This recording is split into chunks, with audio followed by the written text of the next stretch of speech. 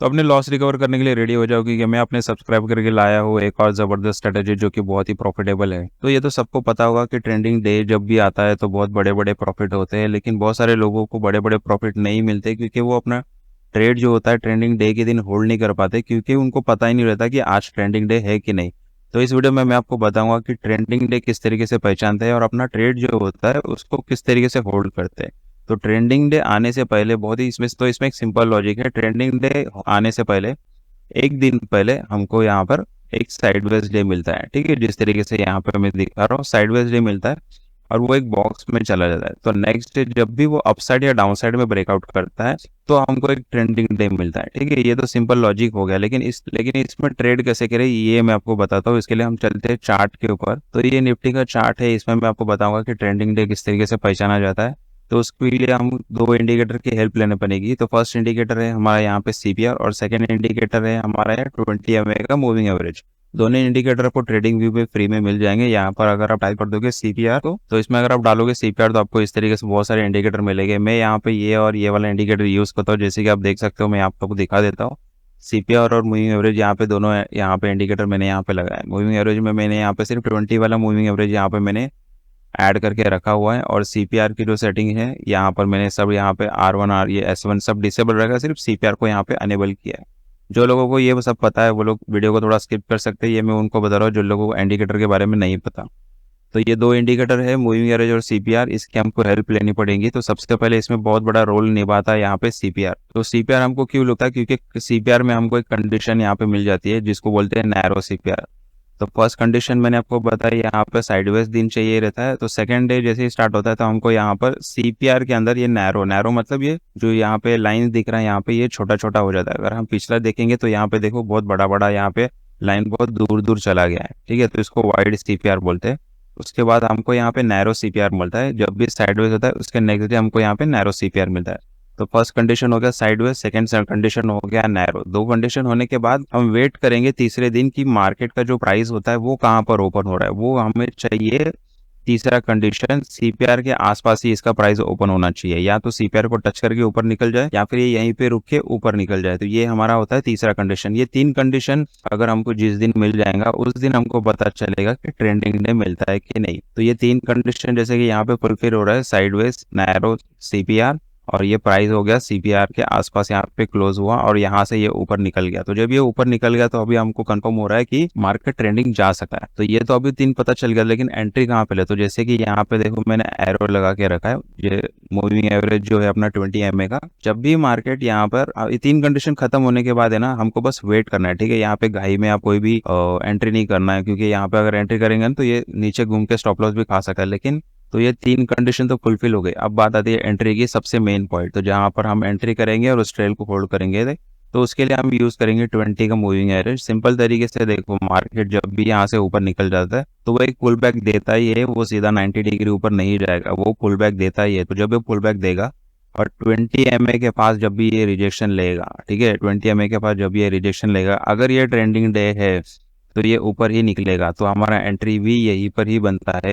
तो ये जो कैंडल यहाँ पे और इसने रिजेक्शन लिया है, हम इसी कैंडल के पास यहाँ पे एंट्री लेंगे, और जब तक ये 20 MA के ऊपर है हम इसको ट्रेल करेंगे। तो जैसे कि हम यहाँ पे देख सकते हैं यहाँ पर ये ऊपर निकल चुका है और इस तरीके से हम इसको ट्रेल करेंगे। तो ये बहुत ही सिंपल तरीका है, और इसको होल्ड करने के लिए आपको 20 MA ही यूज करना पड़ेगा, क्योंकि जब भी मार्केट ट्रेंडिंग होता है वो 20 MA के नीचे नहीं आता है। तो अगर आपको बड़ा प्रॉफिट चाहिए तो आपको 20 MA के ऊपर जब तक मार्केट जा रहा है हम इसको होल्ड करना पड़ेगा। तो अगर हम इसको देखेंगे तो यहाँ पे ट्रेंडिंग डे अगर हम देखेंगे तो इसमें 258 हमारा पॉइंट्स यहाँ पे कैप्चर हुआ दिख रहा है। तो इसमें भी अगर देखेंगे तो इसमें 20 MA के नीचे ये आया ही नहीं है। अगर ये आता है तो हम इधर एग्जिट कर देंगे, लेकिन ये थोड़ा सा नीचे आके फिर ऊपर गया, नहीं तो ये पूरे दिन के लिए होल्ड पे चला जाता है। लेकिन ये थोड़ा सा यहाँ पे नीचे है तो हम यहाँ पर भी एग्जिट कर दो तो भी चलेगा। तो यही तरीका होता है ट्रेंडिंग डे पहचानने का। ये तीन कंडीशन आपको याद रखना पड़ेगा कि एक साइडवेज डे चाहिए या फिर बॉक्स में आपको मार्केट चाहिए, नेक्स्ट आपको चाहिए नैरो सीपीआर, जो कि यहाँ पे मैंने लिखा है छोटा छोटा लाइन यहाँ पे देखो पास में चला जाता है सीपीआर का, जिसके लिए आपको सीपीआर इंडिकेटर आपके चार्ट पे आपको ऐड करना पड़ेगा। ये सेकंड कंडीशन हो गया। थर्ड कंडीशन अपना होता है यहाँ पे जैसे ब्रेकआउट होता है, ये फर्स्ट कैंडल जो होता है उसका जो ब्रेकआउट होता है वो रिटेस्ट करेगा 20 MA के पास। जब भी 20 MA के पास आएगा तब हम यहाँ पर एंट्री करेंगे। तो ये बहुत सिंपल तरीका मैंने यहाँ पे ट्रेंडिंग डे पहचानने का निकाला हुआ है। अभी आपको और भी एग्जाम्पल दिखा देता हूँ। अगर हम पीछे की तरफ जाएंगे तो देखो यहाँ पर ये डाउन साइड का एग्जांपल यहाँ पे आपको दिख रहा है। ये साइडवेज चला गया, ये 3 जून और 4 जून का चार्ट है। ये साइडवेज चला गया, बॉक्स में है, नैरो सीपीआर हमको यहाँ पे मिल गया। और देखो सीपीआर के पास जैसे ही प्राइस यहाँ पे आया और यहाँ से नीचे निकल गया, हम यहाँ पे एंट्री नहीं करेंगे। लेकिन जब ये वापस ऊपर आता है 20 MA के पास, क्योंकि जिस दिन भी ट्रेंडिंग मार्केट होगा वो 20 MA को अपसाइड में क्रॉस नहीं करेगा, आपको बहुत बड़ा एक ट्रेड देगा, उसके बाद ही कुछ होगा। तो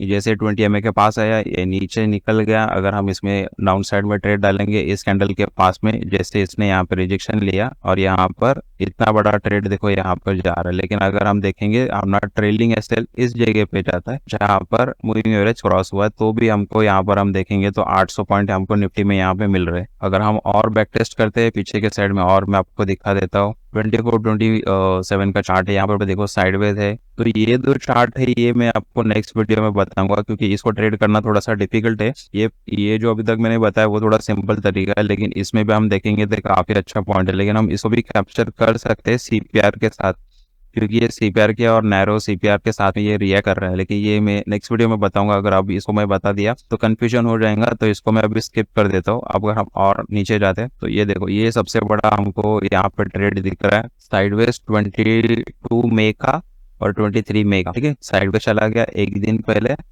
first condition. Second condition narrow CPR यहाँ पर हो गया।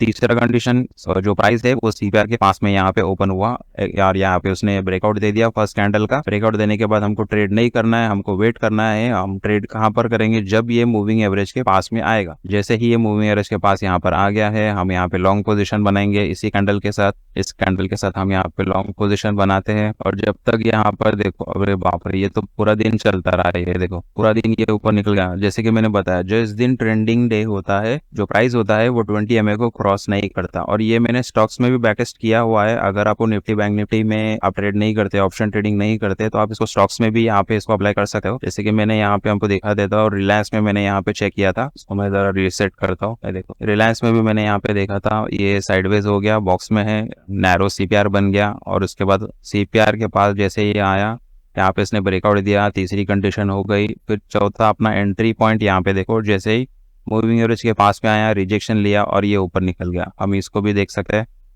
टीसीएस में भी मैंने यहाँ पे चेक किया था इसमें, तो यहाँ पे टीसीएस का चार्ट लगा है। टीसीएस में भी देखो साइडवेज हो गया है। ये है 22 मई का चार्ट और ये है 23 मई का चार्ट। तो यहाँ पे ट्रेंडिंग डे हमको मिल रहा है, सीपीआर के पास में प्राइस ओपन हुआ।